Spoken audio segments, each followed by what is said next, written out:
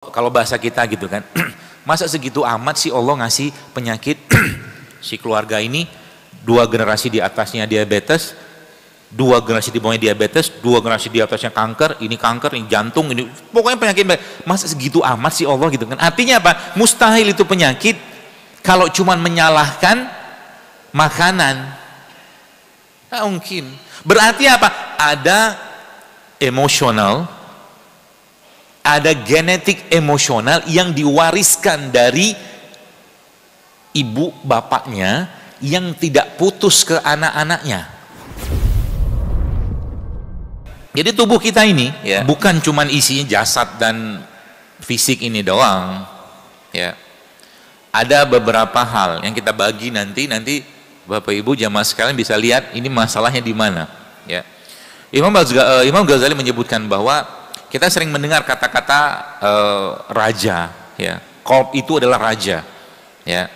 Maka raja itu punya perdana menteri ya. Raja itu punya perdana menteri.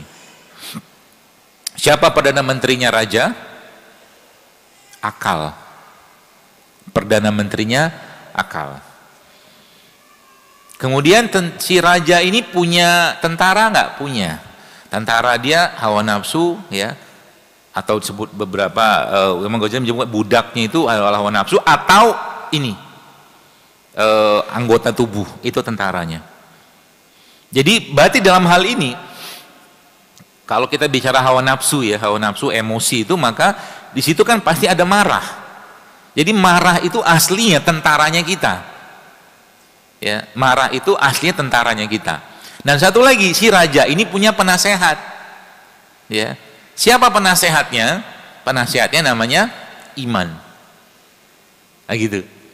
Ini konsepnya. Nanti kita akan jelaskan satu-satu. Jadi saya hari ini sengaja bawa makanan. Makanan yang saya nggak sampai hati makannya. Makanan sangat ringan, mulai dari kemasannya 1.000, 2.000, 1 bungkus gitu. Terus bilang ini orang makan apa gini loh. Tapi nggak ada merek jadi aman. Ini misalnya.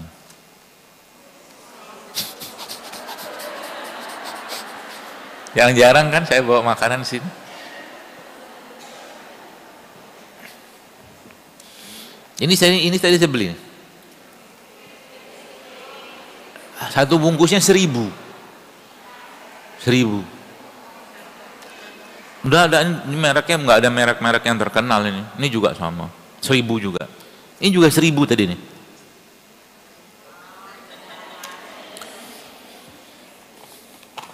Sekarang pertanyaan saya, kenapa orang makan gini?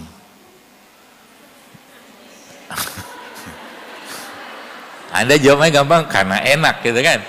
Karena Anda nggak tahu saja makanan sehat itu juga enak. Ya. Nanti kalau dipasang di beberapa kaidah tadi itu, jamaah sekalian mulai paham, ini berantakannya kita tuh di mana? Di hatinya, di akalnya, atau tentara yang terlalu menguasai, gitu loh. Ya. Jadi makanya kuatnya tubuh seorang manusia mukmin itu kalau rajanya kuat, itu kuncinya. Saya kira-kira disuruh makan ini mau nggak? Mungkin kalau saya di hutan tidak ada makanan lain, udah berapa hari saya tidak makan, mungkin saya makan.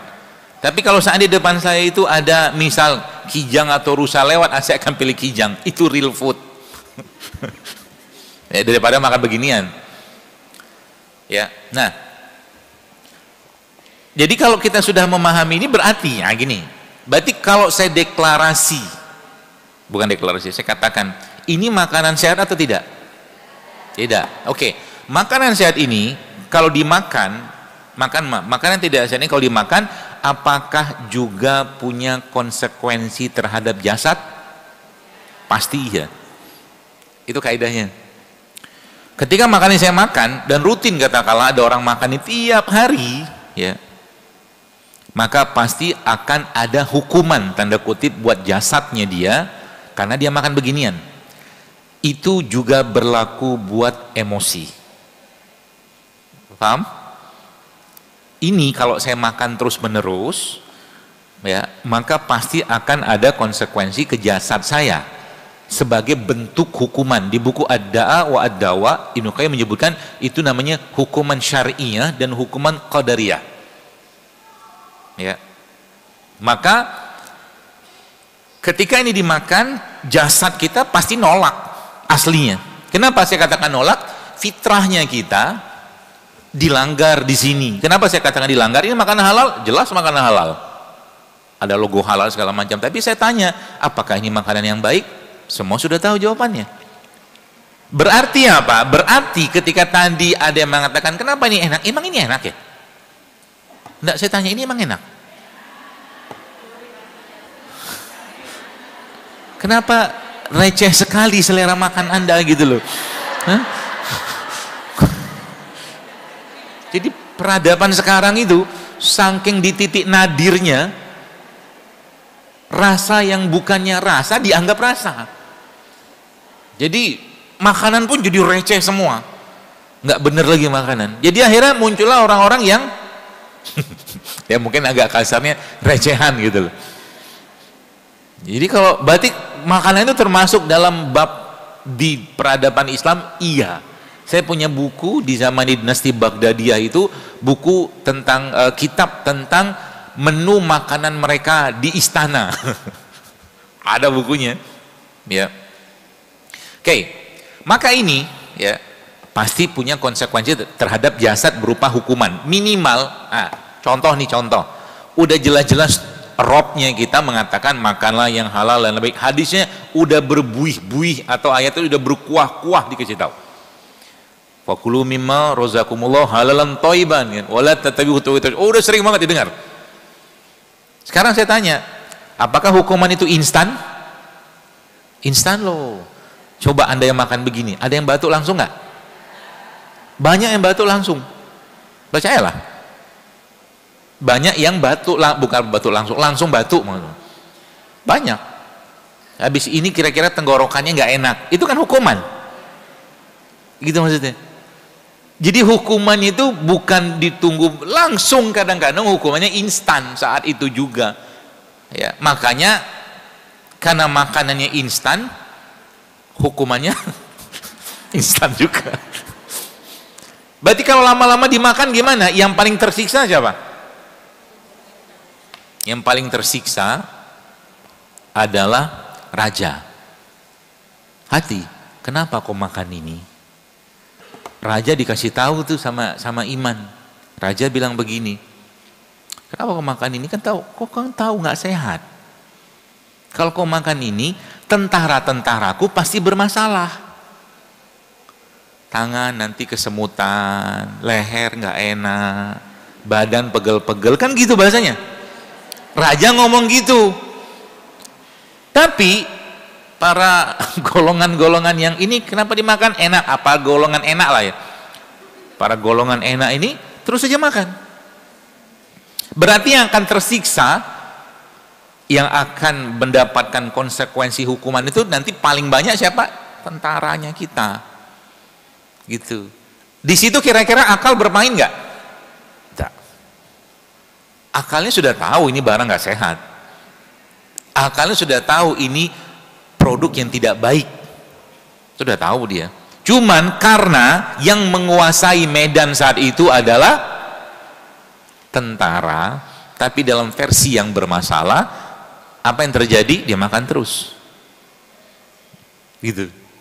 Ya, nah, berarti konsepnya sama nggak dengan kalau konsepnya bicara tentang emosi? Ya, sama. Makanya buku-buku yang menjelaskan tentang tazkiyatun nafs, ya, perbaikan hati itu, pensucian hati itu akan disebutkan penyakit-penyakitnya. Dan penyakit paling top, ya, penyakit paling top bagi ruh itu atau bagi raja itu adalah penyakit yang berhubungan dengan Allah. Yang disebutkan itu adalah dosa terbesar manusia adalah syirik. Oke, berarti, nah gini, memahaminya. Berarti kalau seseorang melakukan, waliya'udzubillah, semoga Allah hindarkan kita, melakukan kesyirikan, yang paling akan merasakan konsekuensi itu siapa? Raja dan tentara. Nanti ada list lagi, syirik besar, syirik kecil, syirik apa kan gitu kan. Berarti jasad ini paling tidak nyaman, tubuh kita ini yang sebagai tentara paling tidak nyaman kalau dosa itu berhubungan dengan Tuhannya dia. Ya. Contoh lagi dosa, kalau tadi kan kita sebutkan syirik tuh, betul. Ya. Kata Allah tuh sampai, Anda pernah gini ya? Pernah ngebayangin ini masjid tingginya berapa lah? Katakanlah 30 meter. Ya. Terus ada orang jatuh dari atas, kebayang nggak? Kebayangnya apa? Bukan jatuhnya, bukan patahnya, itu pastilah mati sekalian kan? Pasti mati kan? Kalau ada yang orang bodoh kayak begitu gitu ya. Yang mengerikan itu apa? Perasaan dia ketika jatuh itu. Ini yang Allah gambarkan dalam Al-Quran. Di surat Al-Ahqaf, seingat saya itu surat Al-Hajj, bunyinya begini,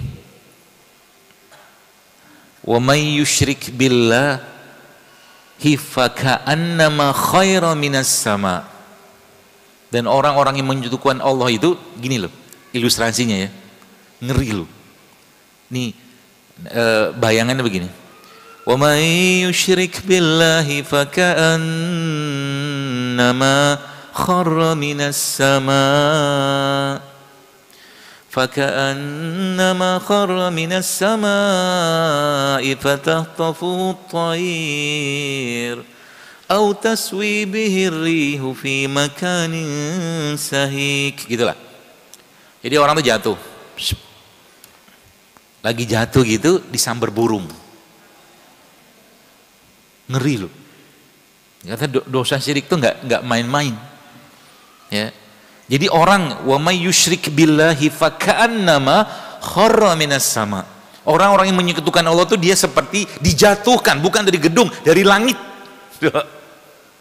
Makanya Quran itu kalau kita benar-benar memahami mentadaburinya, Allah ingin kita menggambarkan suasananya, emosional kita dalam Quran, agar raja, tentara, akal, semua tuh ikut merasakan itu. Contoh, anggaplah ini gunung.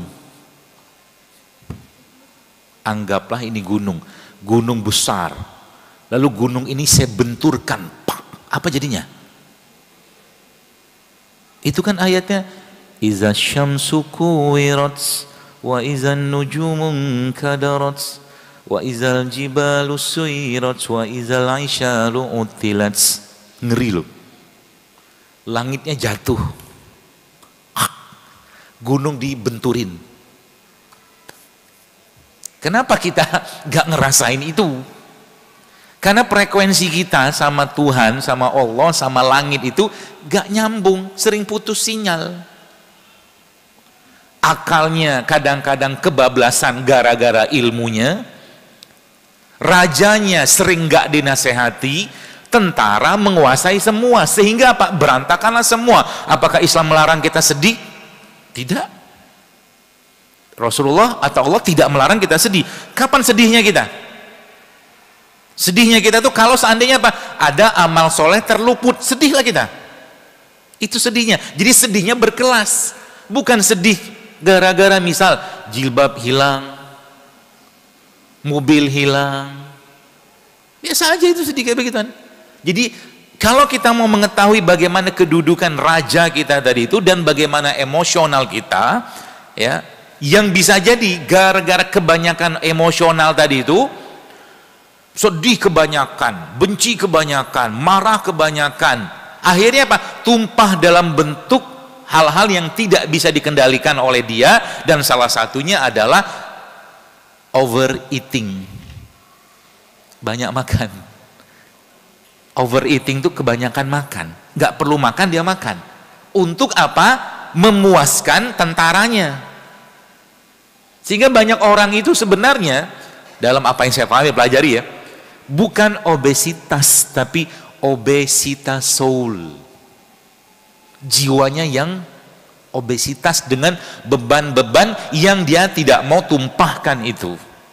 Obesitas soul. Sehingga kalau kita pakai kata tadi, soul tadi itu, maka Anda akan lihat bahwa tadi kan saya bilang ada orang diabetes, ada orang kanker, ada orang jantung, ya apalagi penyakit-penyakit yang lain itu, dia bukan diabetes tapi diabetes soul.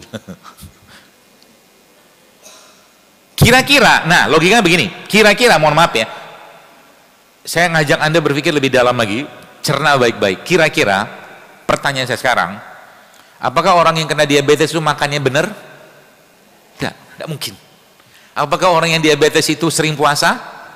Kemungkinan tidak. Anda bisa jawab loh, nggak perlu data. Karena kalau puasa mustahil kayak begitu. Berarti dia makan itu, dia makan ya, yang menyebabkan gula darahnya naik, yang kita sering bahas itu di glucose spike segala macam itu tuh, gara-gara apa? Berarti Anda kalau melihat orang diabetes itu sebenarnya, coba pikir baik-baik, yang sakit jiwanya apa jasadnya? Jiwanya. Semua ini, oke, ada orang makan kayak begini, ya. Satu bungkus dia makan, dua bungkus dia makan. Katakanlah cuma berapa gram? Let's say mungkin 10-20 gram misal. 10-20 gramnya yang dia makan ini dengan 10-20 gram kesedihan yang dia makan, kebencian yang dia telan, kemarahan yang dia telan, itu jauh lebih powerful efeknya ke jasad daripada 10 atau 20 gram ini. Sampai sini paham? Maka hati-hati dengan rasa. Itu yang sebab akhirnya apa? Rasa yang harusnya dipakai pada wilayah yang benar sesuai syariat, keliru dipakai. Berarti kita nggak boleh takut. Oh, takut, justru malah perlu. Takutnya kemana? Bukan takutnya kepada musuh-musuh Islam, bukan takut kepada hantu, bukan takut kepada kuburan. Takutnya ke Allah. Menariknya, kalau bicara rasa, ini dia nih. Kalau bicara rasa, maka rasa itu bisa menimbulkan efek yang berbeda dengan rasa kalau secara fisik. Maksudnya gini, kalau Anda takut, jamaah sekalian takut sama harimau, apakah Anda akan mendekat atau menjauh dari harimau? Jauh. Sekarang saya tanya, kalau Anda takut dengan Allah, Anda akan mendekat atau menjauh? Mendekat. Itu maksudnya. Berarti kalau kita sedih yang berkaitan dengan sesuatu atau syariat misalkan, apakah membuat iman kita itu lemah? Oke, sedihnya berkaitan sama syariat. Apakah membuat iman kita lemah, akal kita lemah, atau hati kita lemah, atau justru malah menguatkan itu? Menguatkan. Anda sedih. Contoh ini sedih. Ada seorang sahabat, dia bilang begini. Seingat saya Anas bin Malik, dia bilang begini, ya Rasulullah, kata dia, nanti, karena Anas bin Malik ini kan pembantunya Nabi, ya, dia bilang begini sama Rasulullah SAW, dia bilang begini, ya Rasulullah, nanti di hari kiamat, ya, di mana saya bisa bertemu dengan engkau supaya aku bisa minta syafaat dari engkau. Kenapa? Karena dia sedih berpisah dengan Nabi, dan sedih nanti di sana dia tidak bisa lagi bertemu dengan Nabi dan dekat dengan Nabi sebagaimana dia di dunia. Anda bayangin nggak suasananya kayak apa nih orang ngomong ya kepada manusia mulia itu sampai dia bilang, ya Rasulullah, aku nggak mau jauh, mungkin bahasa kita, aku nggak mau jauh-jauh dari engkau karena engkau adalah manusia yang paling aku cintai, bahkan lebih dari diriku sendiri dan orang tuaku dan seterusnya. Dia ngomong begitu, nanti di sana aku nggak mau jauh juga dari engkau ya Rasulullah. Gitu. Subhanallah kan. Jadi kalimatnya ini subhanallah ya, menunjukkan kesedihan, kekhawatirannya dia nanti tidak bertemu dengan Nabi SAW. Makanya salah satu yang kita khawatirkan waliyauzubillah ya, adalah saat kapan? Kalau tadi Rasulullah adalah saat nanti di yaumil hisab Allah memalingkan wajahnya dari kita. Itu kesedihan. Maka ada doa-doa yang disebutkan dalam banyak riwayat, ya Allah jangan palingkan wajahmu dariku ya Allah di yaumil hisab nanti. Kalau Allah palingkan wajahnya dari kita, artinya apa? Allah nyuekin kita. Sedih nggak? Sedih. Khawatir nggak? Khawatir. Itu baru benar emosinya. Ya, marah juga sama. Maka dalam Islam boleh nggak marah? Boleh. Ketika kapan? Ketika syariat dilanggar, diinjak-injak, orang dizolimi, itu marah. Bukan gara-gara lampu merah sebentar. Orang berhenti di traffic light gitu kan? Sebentar saja lampu merah, hijau, langsung tuh. Tin sebentar lah, sabar. Dak juga kita baca Al-Baqarah di traffic light itu. Sabar sebentar. Jadi yang ada di sekarang di masyarakat ini, Bapak Ibu sekalian, jemaah sekalian, itu sebenarnya yang tampak itu sebenarnya penyakit-penyakit emosional orang yang sebenarnya sedang melukai dirinya sendiri dan menunggu waktu dosisnya dia sampai pada tahap dia bisa merusak dan memberikan hukuman kepada jasad.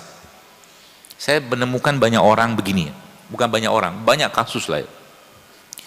Ini ada orang, ini misal, ini ada si A, si B. Si A ini menzolimi B, ya, si A menzolimi B, berarti yang berdosa yang mana? Si A. Tapi, ada tapinya, karena si A ini menzolimi B dalam keadaan dia sempurna melaksanakan itu, ya, B merasakan kezoliman itu, kemudian B merasakan ini orang jahat banget sih sama aku, gitu kan, mimiknya begitu, gitu. Jahat banget sih, gitu. Aku tuh diperlakukan begini, sampai saya pakai kol-kolan, begini. Akhirnya muncul apa? Kebencian, kemarahan. Ini anteng aja. Logikanya kira-kira yang bakal sakit A atau B? B lah. Makanya Quran bilang apa? Udah, mau diapain? Orang ini sudah dapat argonya dari kezoliman yang Anda lakukan atau dia lakukan terhadapmu. Fa'fu anhum, maafin aja. Sebab apa? Kalau si emosi ini dipelihara terus-menerus, dendam, benci, marah, maka bersiap-siaplah tentaranya kena konsekuensi. Tentara siapa? A atau B? B. Ngapain hidup kayak begitu? Gitu. Kalau bahasa Arab itu samih, anta robeh. Maafin, engkau jadi pemenang. Ya.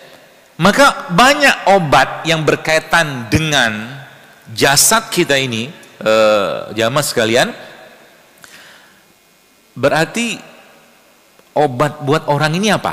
Nah, coba kita lihat, obat makanan jiwanya dia atau makanan buat hatinya dia apa? Supaya dia sembuh. Maafin, apa lagi? Sabar. Bukan fundamental. Saya bikin kajian hari ini tuh kepikiran aja, kan ada istilah emotional damage gitu kan. Emang iya, zaman sekarang banyak orang reaksinya dia itu terlalu receh gitu loh, untuk memberikan satu respon. Ngapain gitu loh. Jadi kalau ada orang ngomongin kita, ngomongin Anda, jangan reaktif, biarin aja. Kalau sudah main fisik itu lain cerita, ya. Kayak gini kan akhirnya menjadikan kita itu apa? Rapuh dengan emosi, ya. Kalau udah kayak begini tadi si B, apa yang terjadi? Bersiaplah untuk autoimun, bersiaplah untuk kista, bersiaplah untuk kanker dan segala macam penyakit-penyakit berat lainnya. Gara-gara apa? Gara-gara ulah sendiri. Yang sebenarnya obatnya apa? Tinggal dia ngomong, ya Allah, aku ikhlas dengan apa yang terjadi dengan diriku saat ini akibat ulahnya dia, dan engkau lah yang sebaik-baiknya membalas. Selesai. Lost semua dia itu. Selesai kan? Selesai. Apakah orang ini tidak akan dihukum Allah? Mana mungkin. Makanya dosa yang paling kita khawatirkan itu apa? Dosa yang berhubungan dengan orang lain. Kalau dosa kita sama Allah, sama Tuhan, gampang. Maksudnya apa? Kita bisa minta ampun. Banyak fitur-fitur minta ampunnya. Doa, ya, ibadah, sedekah, segala macam, sholat, segala macam. Tapi sama orang lain, nggak bisa. Urusannya panjang. Tidak semudah itu Ferguson. Ya. Makanya kita berlindung dari apa? Dari itu semua. Contoh, dalam satu riwayat Nabi itu mengajarkan doa kepada kita. Dan pernah saya sampaikan juga doa, Allahumma inni a'udzubika an adilla au udhalla. Satu, an azilla au uzalla. Dua, au azlima au uzlama. Tiga, yang keempat apa? Au ajhala au yuj'ala alaih. Dari tergelincir dan menggelincirkan orang lain, dari tersesat dan menyesatkan orang lain, dari bodoh dan membodohi orang lain, ya, dari zolim dan menzolimi orang lain. Itu baca doa itu. Sudah hafal? Nah, belum. Nanti lihat aja. Itu doanya Nabi kalau menatap langit. Jadi Nabi itu kalau menatap langit, jadi kalau lagi hati itu sempit, tataplah langit, karena langit itu sangat luas untuk meluaskan hati kita. Kalau bahasa saya itu, life is too short to be unhappy. Hidup itu terlalu singkat kalau dibikin nggak bahagia. Berarti kalau ujian kita bahagia juga. Kalau sudah naik makom imannya kita akan bersyukur dengan ujian kita. Beneran. Bersyukur loh. Tanpa ujian, ya, seorang Ibrahim alaihissalam yang diperintahkan Allah untuk meninggalkan Hajar di Bukit Sofa itu, ya, maka niscaya Hajar alaihissalam tidak akan mendapatkan pahala orang yang sa'i dari Safa dan Marwah atau ke Marwah itu sampai detik ini. Tapi karena sabarnya Hajar, karena baik sangkanya Hajar kepada suaminya, jadi kalau saya mengamati dari sudut pandang fisik, harusnya Hajar itu saat itu tensinya naik, tekanan darahnya naik. Kenapa dia naik? Karena dia curiga sama Ibrahim. Mau kemana kok Ibrahim? Iya kan? Naiklah dia. Belum lagi cerita suuzon sama Tuhannya. Ini juga penyakit loh.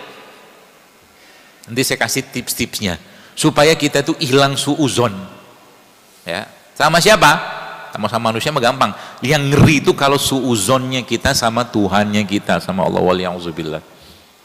Kira-kira besok aku rezekiku gimana? Seakan-akan mempertanyakan Tuhan. Bahaya loh itu. Padahal kan sudah pernah saya sampaikan, apa yang mau kita khawatirkan dengan dunia ini? Ya, apa? Orang dunia ini diciptakan untuk kita dan kitanya diciptakan Allah untuk dia. Artinya apa? Pertanyaan sekarang, rezeki kita sudah dijamin nggak? Sudah dijamin. Rezeki itu sudah dijamin. Makan, minum, jodoh, semua sudah ditetapkan oleh Allah. Syaratnya apa? Ya bekerja, berusaha. Ya, seperti itu. Maka tadi ada sedihnya, ada takutnya, ada marah segala macam. Inilah yang nanti, ya. Jadi akan justru malah merusak si tentara. Ya. Maka saya kadang-kadang kasihan dengan ini nih. Bukan dengan air minum ya, dengan si B tadi. Kebayang nggak? Dia pulang kepada Allah dalam keadaan masih menyimpan dendam. Kita baca ayatnya kan, apa ayatnya? Ya ayyatuhan nafsul mutmainnah irji'i ila rabbiki radiyatan mardiyah. Bagaimana kita mau kembali kepada Tuhannya kita kalau seandainya ini dendam, ini benci, ini marah, apalagi tuh, ini buruk sangka masih disimpan. Kira-kira matinya waliyauzubillah su'ul khotimah atau husnul khotimah? Anda sudah bisa jawab. Itu sebabnya innallaha la yughayyiru ma biqaumin hatta yughayyiru ma bi anfusihim. Allah tuh nggak akan ubah sebelum kita yang mengubah. Kalau ini kita pakai nih sebagai tadabur, katakanlah si makanan ini, kenapa mau makan ini? Mau dipakai akalnya gitu loh. Kan nggak sehat. Setiap pelanggaran atas jasad yang kita lakukan pasti akan ada konsekuensi. Itu sebabnya lagi-lagi saya sampaikan, dalam urusan makanan udah jelas perintahnya apa? Halal, baik, jangan berlebihan. Sekarang oke, kita bicara sekarang misalkan gula pasir misalkan. Jujurlah pada diri kita sendiri. Gula pasir itu sehat atau tidak? Misal nggak sehat. Terus kita pakai pula acara ngeles-ngeles, kan sedikit nggak apa-apa, kan gitu kan. Akhirnya apa? Di sini saja, kalau saya menduga, mari kita tes. Mari kita tes. Tapi kalau tes angkat tangan begini aja nanti, jangan tampak pula. Siapa pagi hari ini yang tidak memakan makanan yang ada gula pasirnya? Yang tidak? Ada nggak?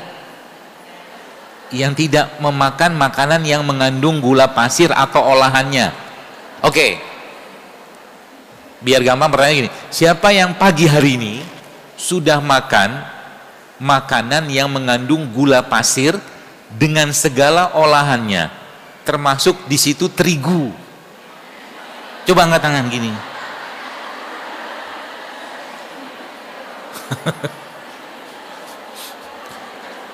Jadi ada ilmunya di situ nanti. Apa ilmunya? Anda kita makan itu disebutnya emotional eating atau mindful eating. Kalau emotional eating, dia makan ini tujuannya apa? Menyenangkan hawa nafsunya dia. Itu emotional eating. Dia tahu nggak sehat? Tahu. Tapi nanti, berarti kalau kita makan nggak sehat, kita makan makanan yang sehat, misal ya, apakah juga bisa muncul emotional eating di situ? Oh bisa. Wah Bapak, Masya Allah Pak, saya suka sekali dengan kurma. Oh ya, sehari bisa 2 kilo saya makan kurma. Tidak benar juga Bapak. Apalah kau ini? Itu emotional eating nggak? Emotional eating. Kira-kira dari bab raja, iman, tentara sama akal, yang masalah di mana?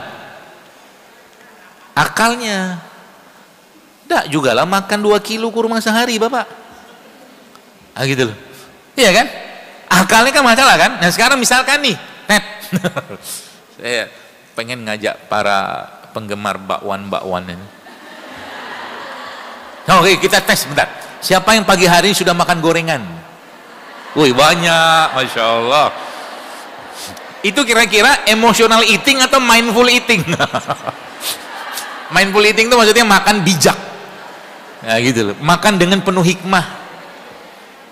Itu sebabnya saya tuh nggak habis pikir, makanan itu menjadi suatu kegembiraan dan kebahagiaan loh. Makan dan makanan. Bagaimana Anda mau mendapatkan kebahagiaan itu kalau lagi makan lihat handphone? Apalah ceritanya? Makan ya makan aja. Ashabul Kahfi itu saja, kan ceritanya begini. Di surat Al-Kahfi disebutkan, jadi mereka tuh sibuk berdiskusi. Jadi kita ini udah tidur berapa tahun sih? Gitu kan bahasa kita. Kita udah tidur berapa tahun sih? Ada yang mengatakan sekian. Kita akhirnya ada yang ngomong, udahlah jangan ribet, beli makan aja biar kita seneng. Gitu. Jadi makanan itu cara Allah untuk membahagiakan kita sebenarnya. Cuman kitanya, ya cintanya kita, bukan cintanya, emosi kita itu kadang-kadang bermasalah. Sehingga apa? Lagi makan pun tonton handphone. Saya kemarin lihat satu reels ya di Instagram gitu atau di mana gitu, ada satu kafe di Jerman atau di mana. Jadi kalau mau masuk kafe itu syaratnya apa? Harus letakkan handphone di situ, nikmati makanan dan minumannya, terus ngobrol. Itu kejadian langka nggak sekarang? Langka. Bahkan yang paling, saya kemarin Jumatan kemarin mau saya lempar orang depan saya itu, kesel saya. Kadang-kadang kita tuh nggak, bukan kita ya, kadang-kadang ada orang nggak beradab sama Tuhannya loh. Nauzubillah min dzalik, gemes banget itu. Di depan saya tuh dia lagi khotib Jumat, lagi berkhutbah, pegang handphone dia. La haula wala quwata illa billah. Marah saya.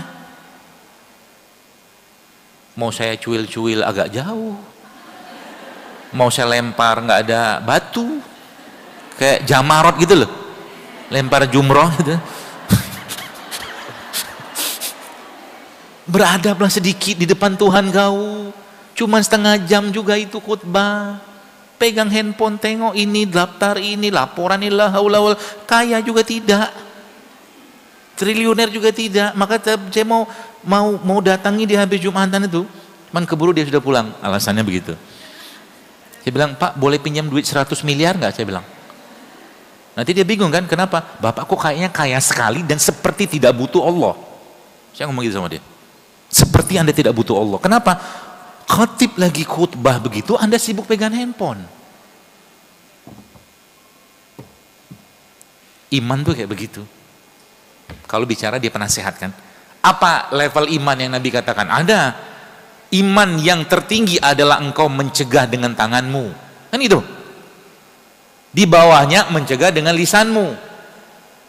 Di bawahnya lagi yang paling akhir mencegah dengan atau di dalam hatimu. Itulah selemah-lemahnya iman. Berarti kita akan tahu ketika ada orang makan tiap hari nggak sehat, babnya kira-kira ada masalah nggak dengan iman orang ini? Kemungkinan besar ada. Kemungkinan besar ada. Allah menciptakan dan memberikan syariat ini kepada kita, ya jamaah sekalian. Mustahil bisa kita lakukan kalau kita sakit-sakitan. Contoh ya. Jadi sholat misalkan, tiap hari dia makan nggak bener, nggak sehat. Akhirnya apa? Dengkulnya sakit. Akhirnya sholatnya nggak bisa berdiri. Seterusnya kayak begitu. Ya. Tiap hari katakanlah makan yang nggak sehat, tiba-tiba batuk dia. Baca Quran sedikit, batuk. Akhirnya nggak jadi baca Quran. Gara-gara batu. Itu kan ulah sedih. Itu sebabnya saya sampaikan, manusia, nah ingat baik-baik, kita ini tidak didesain Allah untuk sering-sering sakit. Percayalah, kita tidak didesain Allah untuk sering-sering sakit. Artinya kalau kita sering-sering sakit, sebenarnya yang sakitnya jasad atau emosi? Emosi loh. Itu yang saya bilang tadi, ketika ada orang makan ini nih, makan si gak sehat ini, apa emosi yang melatar belakangi orang itu untuk makan ini? Kan harus dicari. Waktu kemarin ada kejadian gagal ginjal, cuci darah itu, saya cuma berpikirnya bukan cuci darah segala, apa yang membuat anak-anak itu mau minum itu?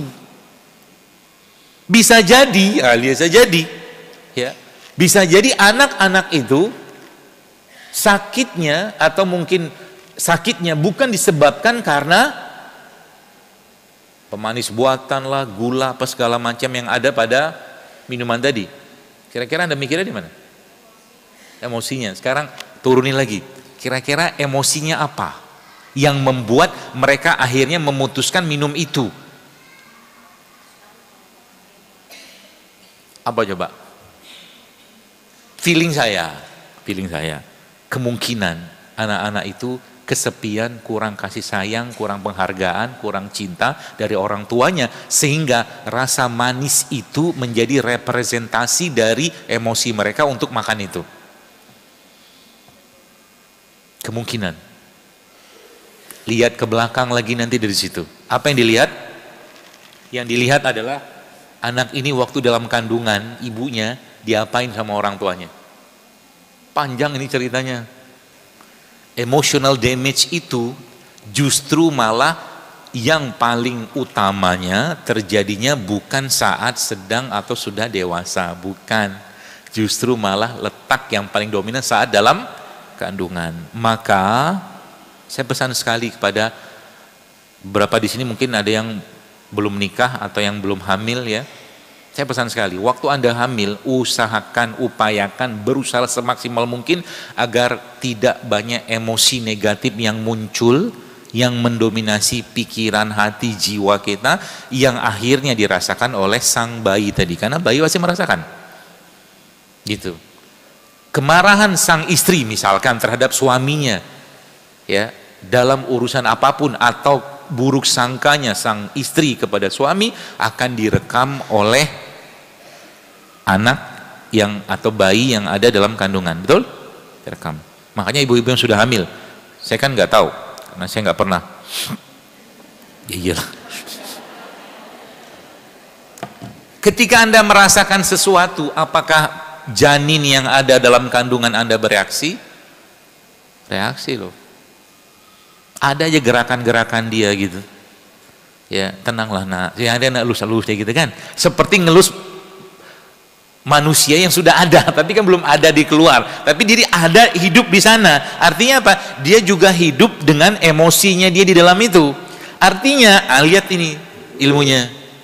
Kalau Anda ngelihat ada orang keturunan atau keluarga gitu kan. Kanker. Anda sudah mulai harus curiga nih, ini keluarga ini nyimpan apa ini? Emotional damage-nya. Paham hal itu? Bisa jadi kankernya itu karena, contoh, ini ilustrasinya sih. Ini ilmu mahal. Mungkin ya, Masya Allah, pengobatan barat saat ini ya, yang dipegang oleh Yahudi ini baru akan tahu 20-30 tahun lagi. Mungkin. Sekarang nggak paham. Jadi kalau mereka cari pun mereka akan cari di DNA, gen. Ya, padahal secara syariat itu sangat mudah untuk kita putuskan itu. Masa Allah, kalau bahasa kita gitu kan, masa segitu amat sih Allah ngasih penyakit si keluarga ini, 2 generasi di atasnya diabetes, 2 generasi di bawahnya diabetes, 2 generasi di atasnya kanker, ini jantung, ini pokoknya penyakit. Masa segitu amat sih Allah gitu kan? Artinya apa? Mustahil itu penyakit kalau cuma menyalahkan makanan. Tak mungkin. Berarti apa? Ada emosional, ada genetik emosional yang diwariskan dari ibu bapaknya yang tidak putus ke anak-anaknya. Contoh, ada seorang ibu mungkinlah yang ditinggal oleh suaminya, misal, dengan alasan apapun. Kita nggak bahas. Akhirnya muncul dalam hati ibu itu apa? Benci aku sama dia, dendam aku sama dia. Ya, dan anak-anaknya merekam itu, sehingga apa? Anak-anaknya juga akhirnya memiliki dendam, bapakku tuh tidak tanggung jawab. Nah gitu. Paham gitu ya? Kira-kira kalimat yang keluar dari kata-kata anak tadi ini melukai nggak jasadnya dia? Pasti melukai. Apalagi yang urusannya sama dendam. Apalagi pakai kusumat. Dendam, kesumat.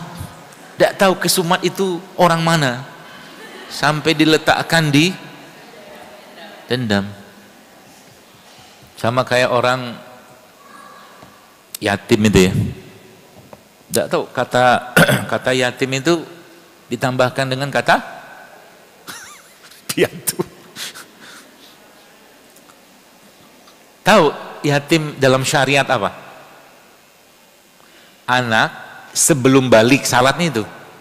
Sebelum balik dia tidak punya bapak, itu yatim. Artinya kalau sudah balik dia nggak dilabelin yatim lagi, sudah bangkotan gitu kan, kasihanilah aku yatim lah. Umur sudah 40 yatim, macam mana yatim? Tak gitu caranya, beda. Jadi Islam itu, syariat ini memberikan definisi yang sangat jelas. Miskin sama fakir itu ada bedanya loh. Ada, makanya fakir miskin bahasa Quran gitu. Yatim juga sama. Ya, tadi misalkan. Jadi orang miskin itu apa? Nanti carilah itu. Cari sendiri apa definisinya. Yang berhak mendapatkan ini zakat itu apa? Siapakah itu gitu kan. Nah, makanya ini menarik nih. Saya kasih resepnya. Siapakah orang yang berhak menerima sedekah? Fakir, betul? Ya kan? Dia membutuhkan, dia sangat membutuhkan bantuan itu. Maka, ini dia. Kalau Anda mau jaga raja itu, ya Anda atau kita mau jaga raja itu, salah satu resep saya apa? Luaskan, perbesarlah semesta kefakiran Anda dengan Tuhan Anda. Paham maksudnya?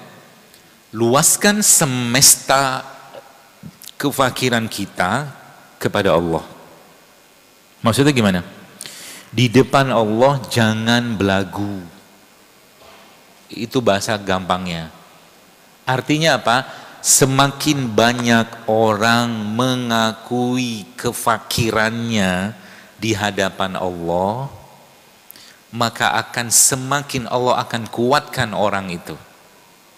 Contoh, ya Rob, Engkaulah yang maha kaya, aku miskin ya Allah. Ini semesta kefakiran maksudnya.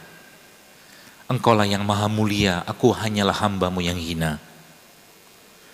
Engkaulah yang maha perkasa, aku hanyalah hambamu yang lemah. Setiap itu ada pujian kepada Allah dan ada kefakiran kita yang kita akui di hadapan Allah dalam bentuk doa. Praktekkan itu dalam doa Anda. Contoh mungkin Anda ngomong begini, ya Rob,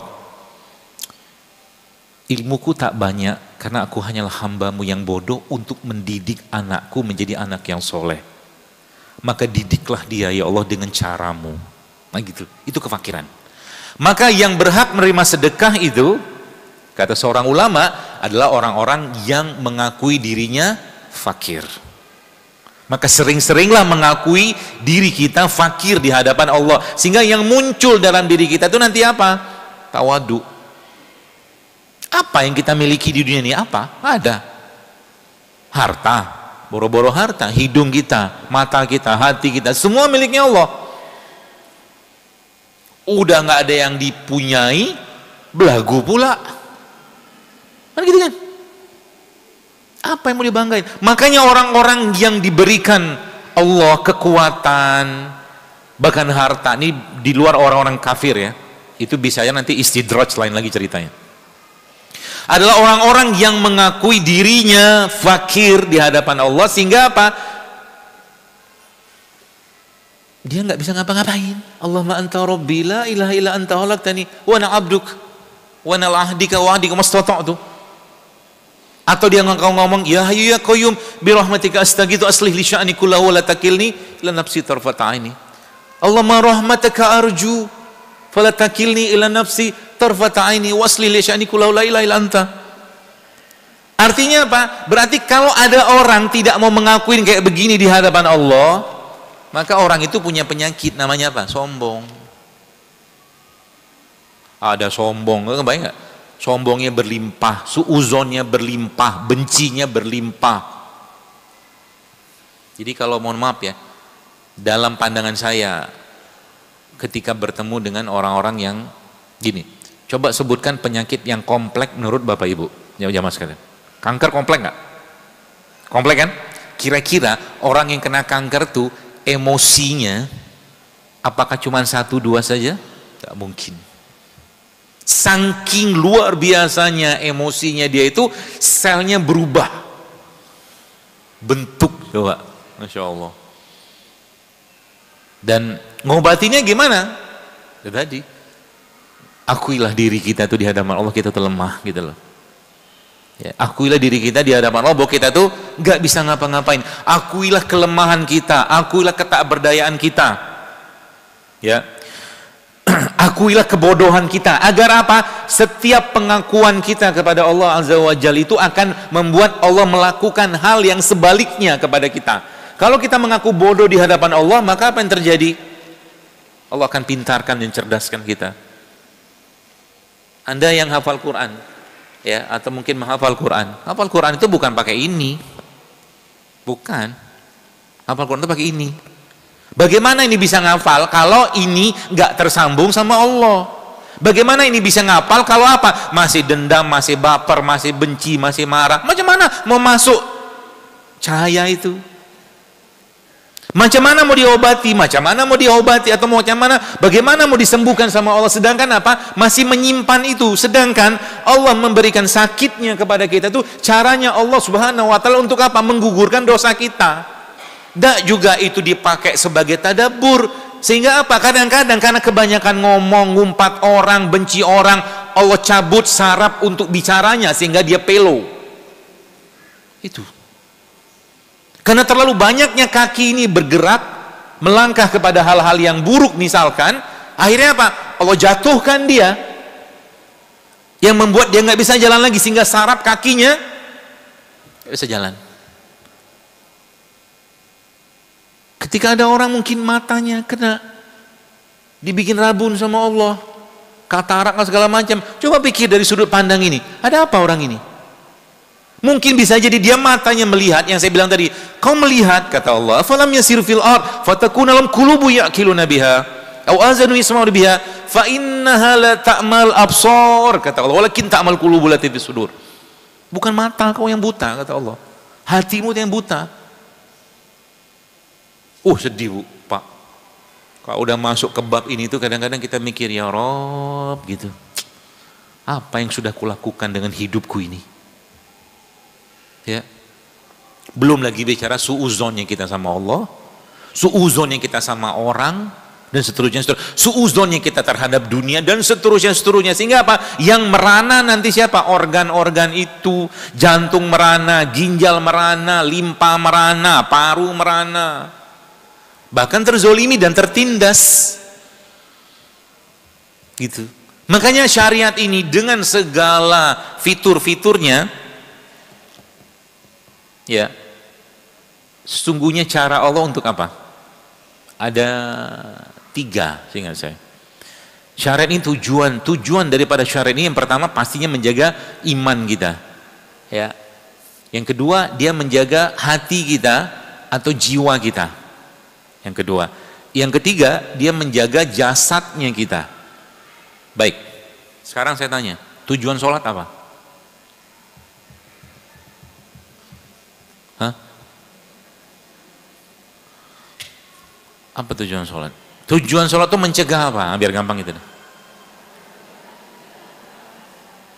As-sholatu tanha anil fahsya wal munkar. Tujuan sholat kan itu. Berarti orang yang tidak sholat, lihat, besar kemungkinan tidak sholat itu ada 2 maknanya. Aqimis sholah kan gitu, tegakkan sholat. Maknanya Pak, bukan sekedar berdiri, bukan. Tegakkan sholat di dalam dirimu. Itu orang yang menegakkan sholat. Tegakkan sholat dalam dirimu. Ya. Atau benar-benar nggak sholat. Ketika ada orang benar-benar nggak sholat sama tidak menegakkan sholat dalam dirinya, maka dia besar kemungkinan akan melakukan perbuatan keji dan mungkar. Coba lihat, mohon maaf, orang-orang yang mencuri itu, orang-orang yang berzina itu, misal khamr segala macam dosa-dosa besar itu, apakah mereka menegakkan sholat? Enggak. Mungkin dia sholat, bahkan beberapa ada disumpah dulu pakai Quran, tapi maling juga gitu loh. Yang gak usah ngomongin orang lagi dosa. Saya paling gak suka ngomongin orang, apalagi ngomongin keluarga orang lain. Saya paling gak suka. Kenapa? Karena saya juga punya keluarga. Seakan-akan saya paling baik, nggak mau saya. Uruslah diri, uruslah. Bukan kita nggak peduli. Kalau minta nasihat oke, tapi kalau untuk ngomongin enggak lah. Karena belum tentu juga kita baik di hadapan Allah kan. Gitu. As-sholatu tanha 'anil fahsya wal munkar, kan gitu. Jadi banyak orang zaman sekarang itu yang mereka perhatikan jasadnya atau jiwanya. Jasadnya pergi ke salon, cing cing cing. Ya gitu kan? Boleh nggak? Boleh, bukan nggak boleh. Masya Allah itu kan, apalagi Anda sebagai seorang istri harus bersolek di depan suami. Ya pakai parfum tuh di depan suami, bukan di luar. Pakai baju-baju seksi depan suami. Beliin tuh, minta beli sama dia. Ya, baju seksi. Berarti orang yang tidak melaksanakan sholat itu orang-orang yang tidak disiplin sama dirinya, buruk sangka sama Tuhannya, tidak butuh sama Tuhannya, dan seterusnya. Baik, tadi ada kata-kata apa? Keji dan mungkar. Nanti buka di surat Al-Baqarah. Seingat saya ayat 168. Wa kulu mimma fil ardi halalan thayyiban wala tattabi'u khutuwati syaitan. Coba kita lihat. Al-Baqarah 214. Oh bukan. Oh iya 168. Ya yuhannas kulu mimma fil ardi halalan thayyiban wala tattabi'u khutuwati syaitan. Innahu lakum aduwwum mubin. Gitu ayatnya. Innama ya'murukum bisu' wal fahsya wa an taqulu 'ala Allahi ma la ta'lamun. Karena Allah begini, makanlah di ayat 169-nya, kan di ayat 168-nya Pak, makanlah yang halal lagi baik, kata Allah gitu kan, dan jangan ikuti langkah-langkah syaitan. Ayat 169-nya apa Allah bilang? Sesungguhnya, seterusan ayat tadi, ini namanya munasabah, bukan muhasabah. Munasabah ayat ke ayat. Jadi Quran itu punya lanjutan, ya. Jadi kalau dia ngomong sesuatu, itu biasa di ayat selanjutnya akan ada omongan berikutnya tentang itu, nyambungnya. Nah, di 168 Allah bilang apa tadi? Makan yang halal dan baik, kata Allah gitu kan? Dan jangan ikuti langkah-langkah setan. Perintahnya begitu. Di 169-nya Allah bilang apa? Sesungguhnya setan ini tadi, kata Allah, ya. Sesungguhnya setan itu dia mengajak kalian, innama ya'murukum bisu wal munkar wal fahsya. Sesungguhnya setan itu menyuruh berbuat jahat atau keji dan mungkar. Baik, ini bicara makanan. Tadi bicara sholat. Ingat tadi kan? As-sholatu tanha anil fahsya wal munkar. Sama nggak kalimatnya? Sama. Ya mirip-mirip, su, fahsya. Jadi artinya apa? Tujuan sholat itu supaya manusia punya karakter untuk tidak melakukan perbuatan keji dan mungkar. Dalam bab makanan juga sama. Kalau ada orang misalkan yang dia makan tidak halal, oke, dan tidak baik, kan tadi perintah 168 baik dan halal kan, maka kemungkinan besar dia akan mengerjakan su wal fahsya. Jadi jangan pikir urusan makanan ini urusan sederhana. Bahkan bab tentang makanan itu Bapak Ibu sekalian, jamaah sekalian, itu urusannya sampai ke surga neraka loh. Waliyahzubillah. Itu sebabnya saya bilang tadi, manusia itu, jadi berarti kita tuh bagaimana cara kita menjaga kesehatan tubuh kita. Maka kalau di list ya, di list yang harus kita jaga tuh justru malah yang pertama pastinya iman. Iman itu naik turun, makanya jangan biarkan turun terus. Ya, caranya dinaikin iman gimana? Amal soleh, berbuat baik, ya. Sehingga banyak penyakit-penyakit hati itu, atau bahasanya tadi emotional damage, kerusakan jasad kita gara-gara emosi itu bisa dihilangkan dengan, saya nyebutnya fitur-fitur syariat. Salah satu yang luar biasa apa coba? Kedermawanan. Subhanallah. Kedermawanan itu obat yang paling mujarab buat sang raja atau hati kita. Maka mintalah kepada Allah, ya Allah anugerahkanlah kepadaku kedermawanan. Sehingga nanti kedermawanan itu akan menghilangkan penyakit hati kita, yaitu bakhil. Bakhil kan? Pelit kan? Penyakit nggak itu? Penyakit. Allahumma inni a'udzubika minal hammi wal hazan, a'udzubika minal ajzi wal kasal, wa a'udzubika minal jubni wal bukhl. Kan gitu. Jadi Nabi saja berlindung dari itu. Maka jadi manusia itu jangan pelit. Pelitnya kita itu sebenarnya yang paling nyesek pelit sama siapa? Bukan sama manusia, pelit sama Allah. Hitung-hitungan banget sama Allah.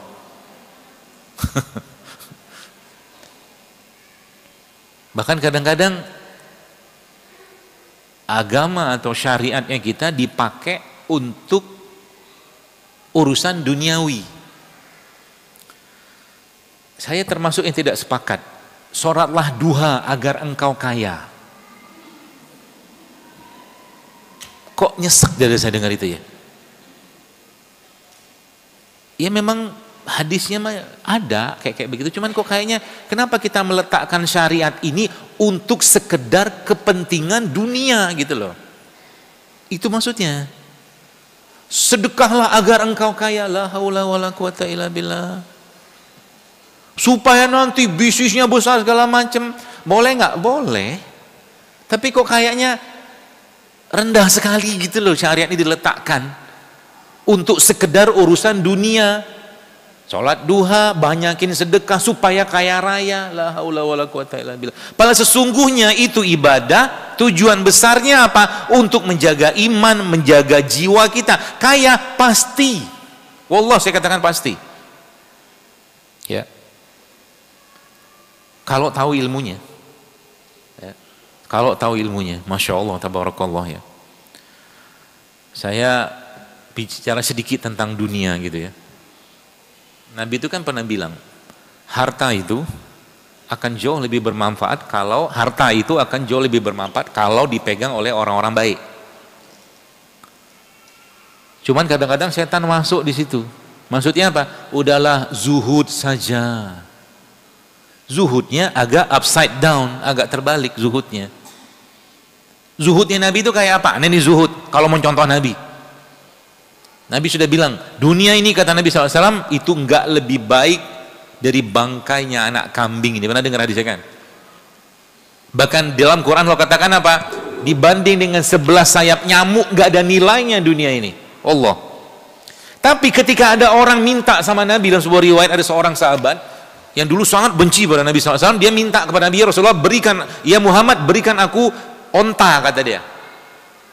Berikan aku onta, onta atau domba seperti itulah.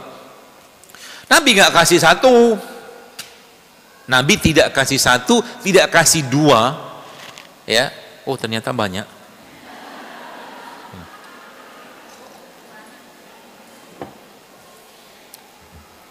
Kira-kira kapan nggak ada pertanyaan ya?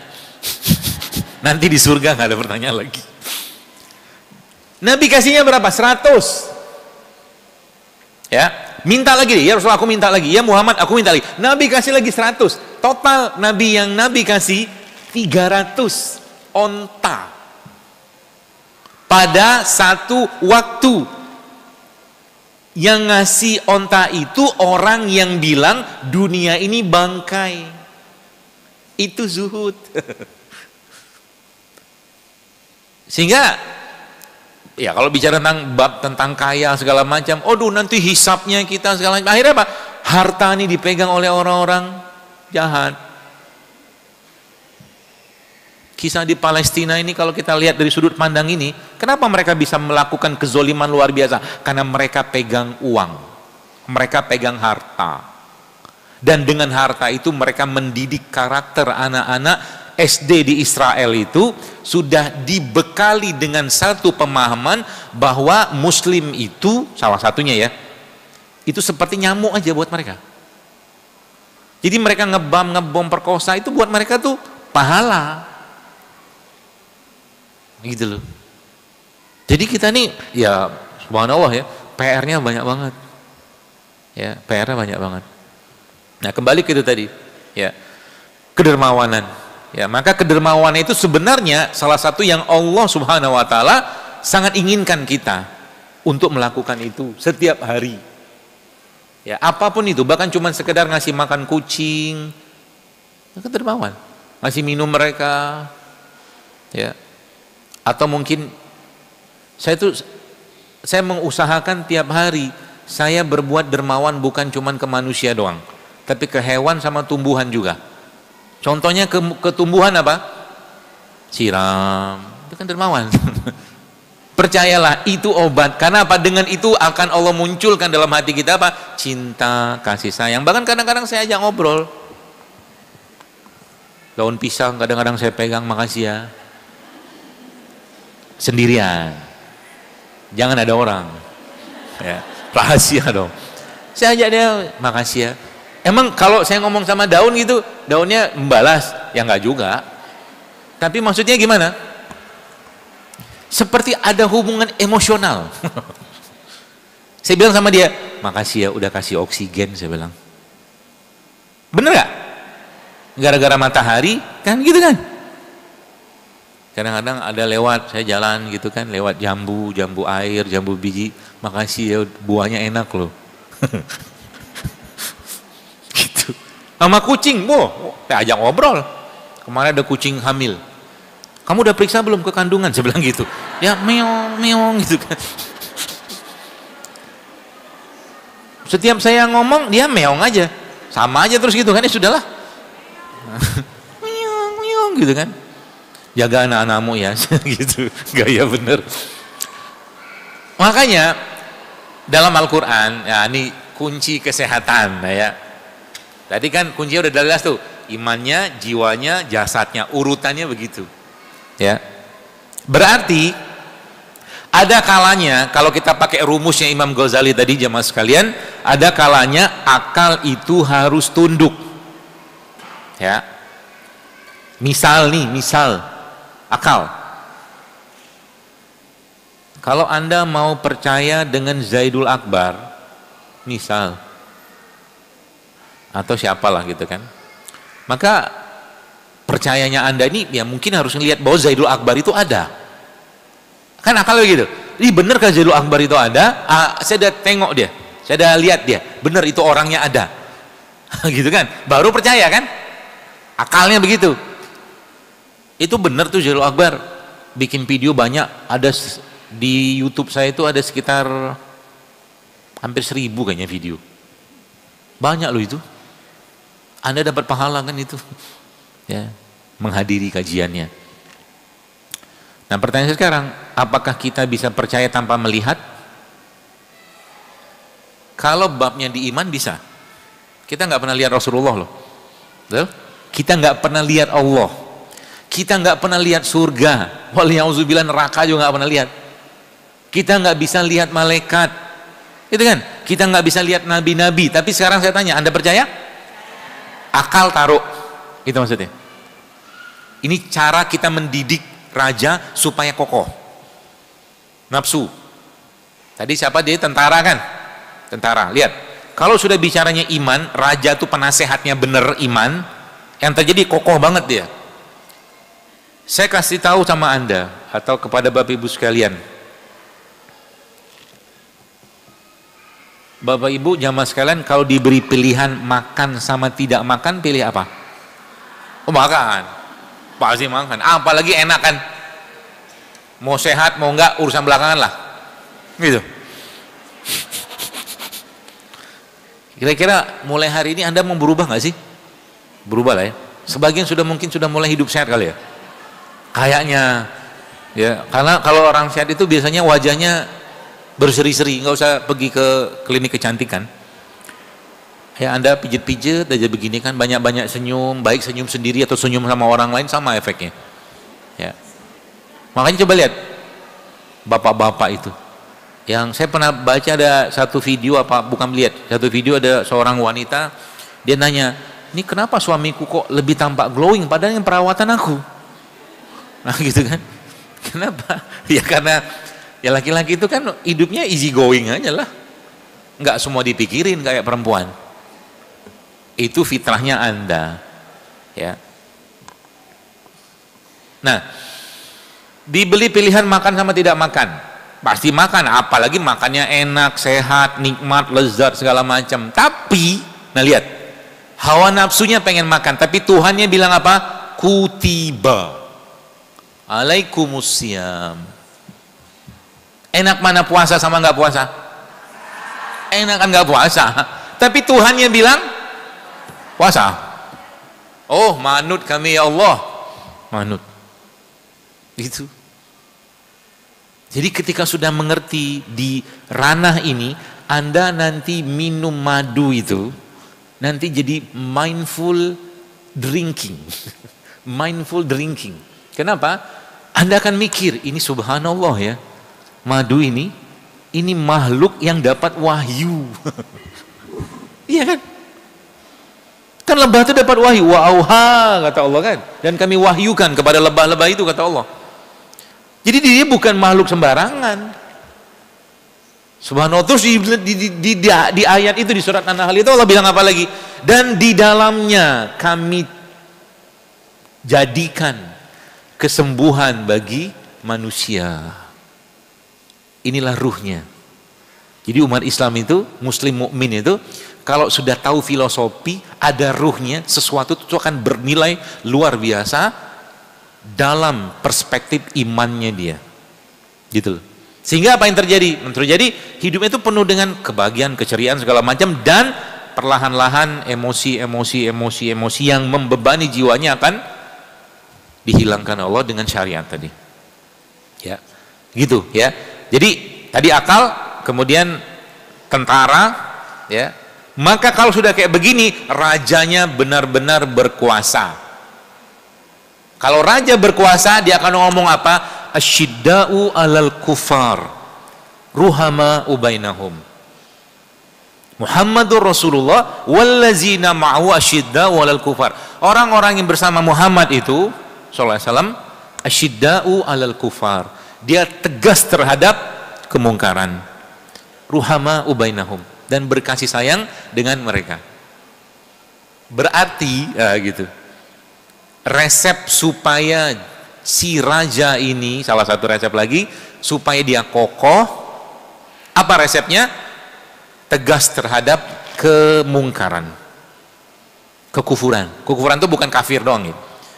Ruhama ubainahum. Maka kalau sudah masuk ruhama ubainahum, maka berkasih sayanglah di antara kalian.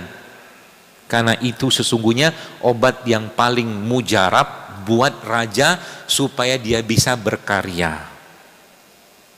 Kita manusia ini diciptakan Allah dengan segala kelakuan kita ini, masih Allah ampuni. Karena apa? Karena cinta dan sayangnya Allah kepada kita.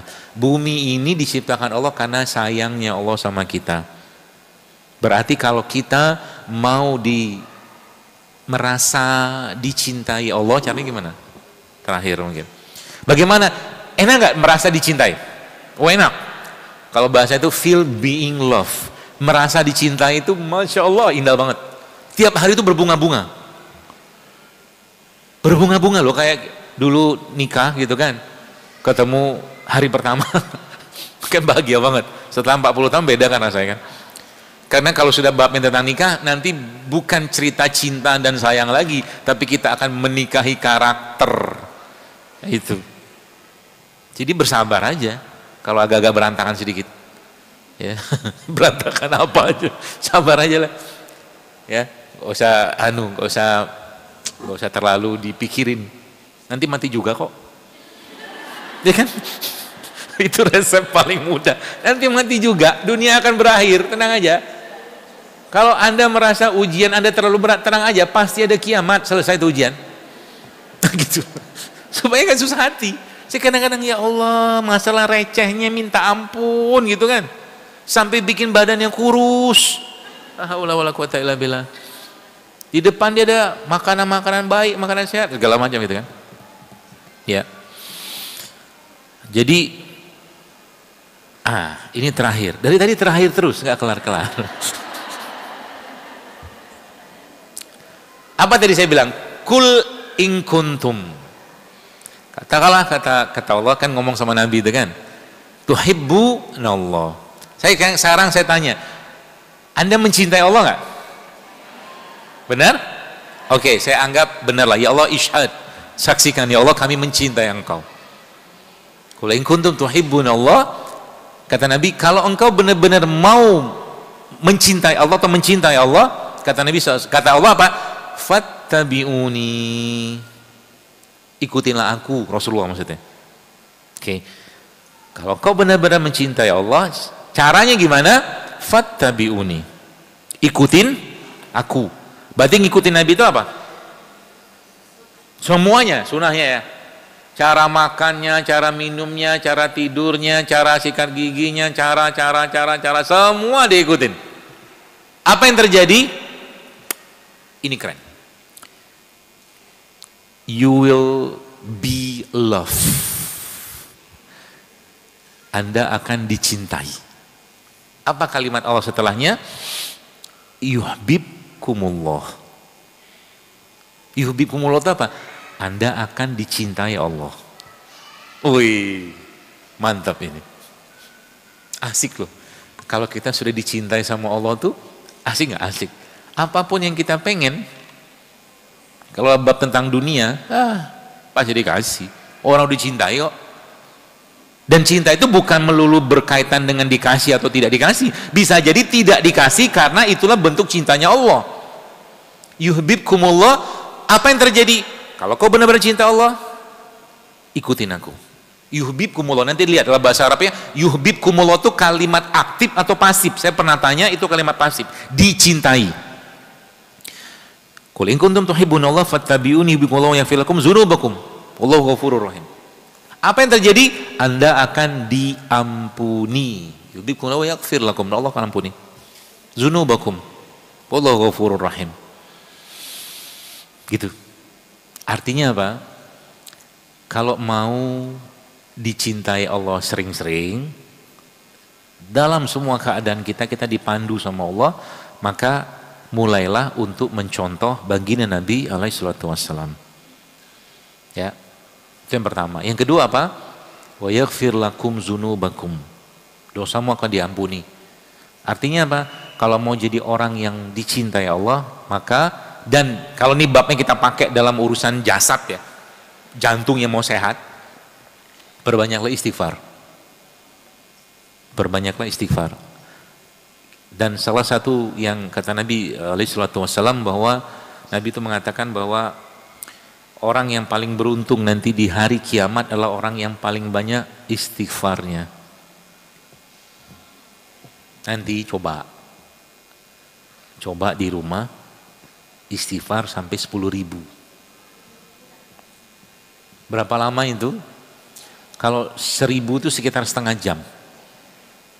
Coba aja nanti. Apakah dokter bikin zikir-zikir yang pakai bilangan? Enggak.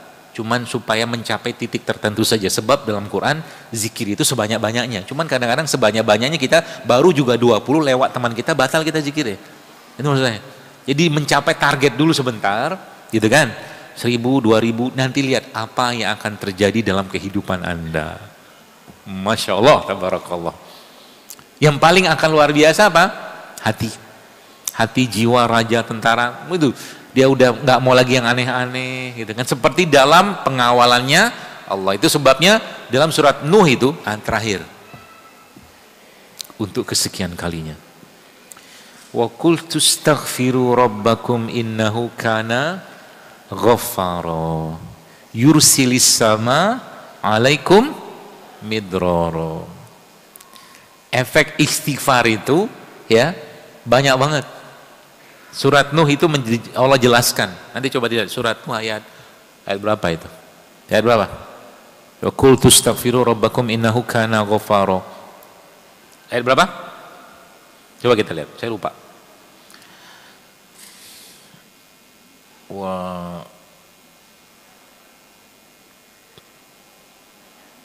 Wa qultu astaghfiru.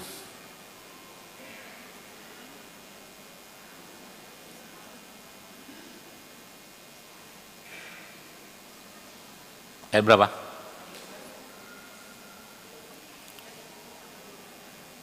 Oh 10 ya, salah, ayat 10 betul. Fakultu astaghfiru rabbakum innahu rabbakum innahu kana ghafara. Berarti tadi apa satu? Mohonlah ampun kepada Tuhanmu. Itu dapat ampunan. Sesungguhnya Dia Maha Pengampun.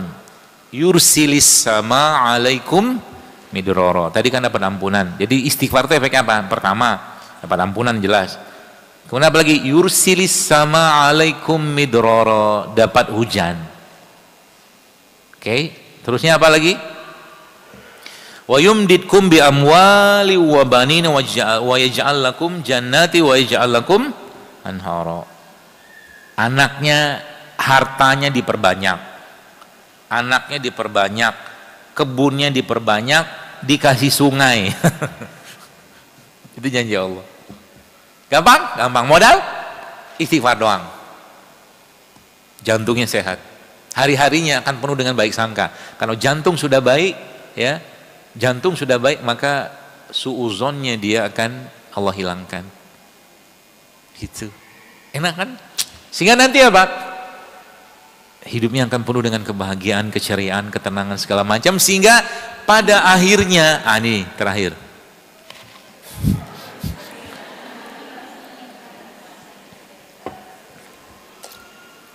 Ini beneran terakhir. Serius. Anda akan rindu dengan zat yang telah memberikan begitu banyak karunia dan anugerah kepada kita. Rindu.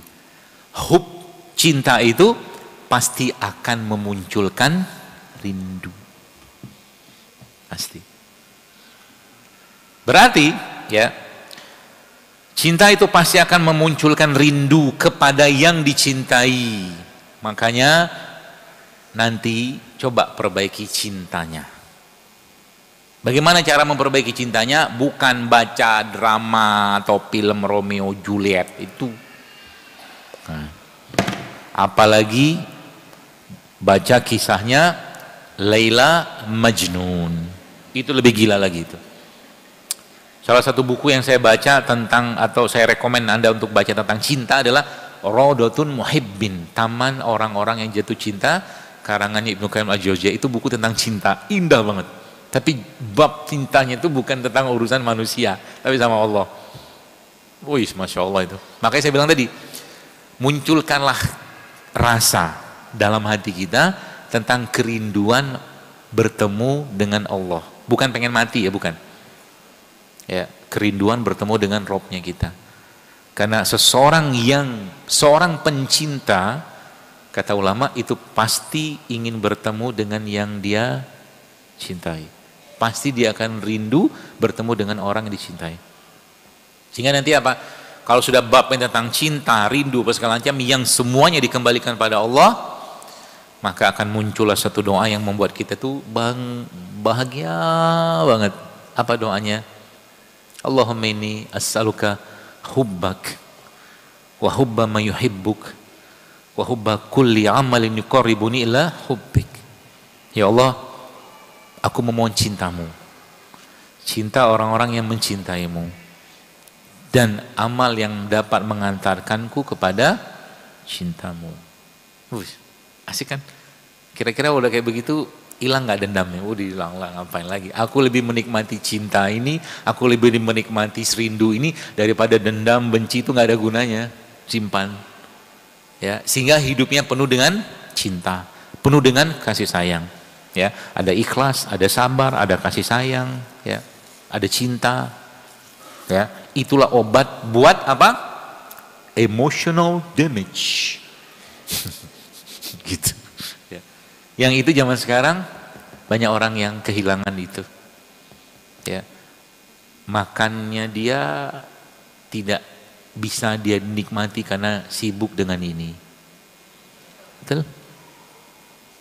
Makanya momen-momen kebahagiaan dalam diri kita itu, ya, momen-momen ya, atau momen-momen kebahagiaan dalam kehidupan kita itu itu sebenarnya sudah di set up sama Allah Subhanahu wa taala dalam bentuk ketaatan untuk kita bahagia.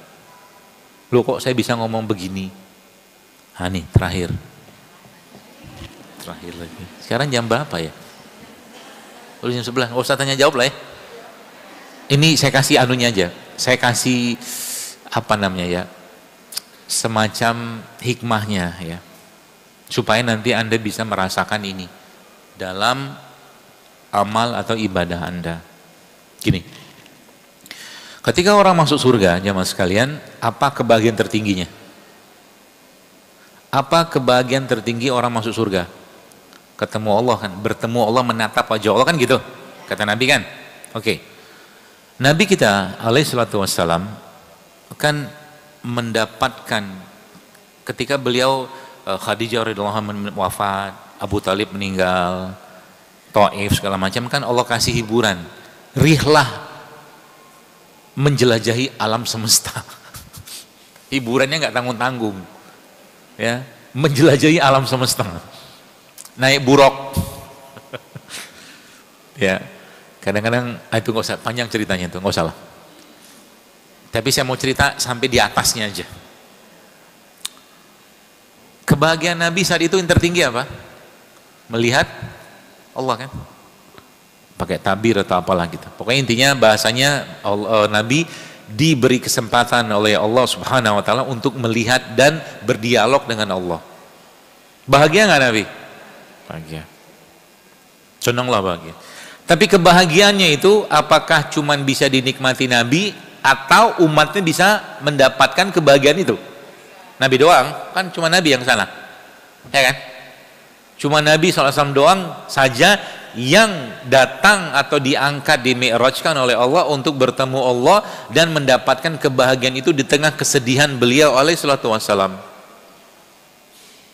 Kira-kira Allah pengen nggak kita merasakan itu? Pengen. Caranya gimana? Setelah Nabi berdialog dengan Allah Subhanahu wa taala, Nabi dapat perintah apa? Salat. Jadi seperti urutannya itu, kebahagiaannya yang dirasakan Nabi itu dengan melihat Allah Subhanahu wa taala itu diberikan juga kita ya oleh Allah untuk bisa merasakan berdialog dengan Robnya kita itu dengan adanya perintah salat. Jadi salat itu isinya apa? Dialognya kita sama Allah. Kapan diberikan? Tiap hari. Supaya apa? Supaya you don't feel alone gitu. Jangan merasa sedih, jangan merasa kesepian. Itu maksudnya. Makanya, itu dia. Nikmatilah sholat itu sebagai bentuk dialognya kita kepada Allah. Itu. Jangan cepat-cepat ngobrol sama Tuhan. Alhamdulillahirabbil alamin. Ar-Rahmanir-Rahim. Malik yaumiddin. Iyyaka na'budu wa iyyaka seterusnya. Terus pujinya Allah. Baca surat cintanya. Bacalah surat apa? Macam-macam Anda bisa bacakan.